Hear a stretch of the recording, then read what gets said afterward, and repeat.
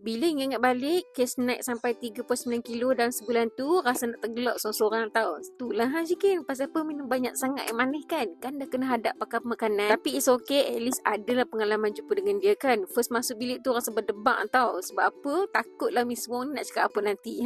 Mula-mula tu macam biasa, dia akan start tanya dulu apa menu makanan kita seharian lah. Lepas tu barulah dia start explain. Kalau nak jaga berat ni tak payah pun diet teruk sangat. Tak payah nak kontrol sangat. Cumanya kena jaga dua benda ni saja. Satu gula, yang kedua lemak. Tak kisahlah waktu pregnant, lepas bersalin dalam pantang ataupun bila-bila kita rasa macam nak kurus tu, boleh cuba tips ni lah. Jangan nak salahkan makan roti ataupun tepung, sedangkan yang patut disalahkan tu adalah cara penyediaan dan kuantiti yang kita ambil. Contohnya, pagi-pagi boleh je ambil sandwich instead of nasi goreng. Dalam sandwich ni boleh letak telur, tomato, salad, dan bila kita ambil menu macam tu dah kenyang sebenarnya tau. Kalau nak minum susu kambing atau apa-apa susu, kena gap dalam 2 jam sebab susu ni dia akan ganggu penyerapan nutrien lah. Meal tengah hari dan dinner sepatutnya ikut rules ni lah. Separuh pinggan adalah sayur, nasi hanya 2 sendok, suku lagi adalah protein. Contohnya ikan, sayur, tempe dan tahu lah. Actually meal portion macam ni dah cukup sebenarnya tau. And banyakkan minum air kosong, at least 6 ke 8 gelas sehari. Petang-petang ni kita kan suka beli pisang goreng lah kan. So kita boleh gantikan dengan ambil buah lah waktu ni. Benda ni memang kita dah tahu lama dah. Cumanya itulah namanya manusia kan, asyik lupa je. Asal nak makan dia sauk je semua benda. Tapi kalau kita betul-betul follow, memang tak craving dan kita akan rasa kenyang bila makan macam ni. So ingat dua benda tadilah, kontrol gula, kontrol lemak. Dari makan makanan yang bergoreng, better makan makanan bersup ataupun steam lah.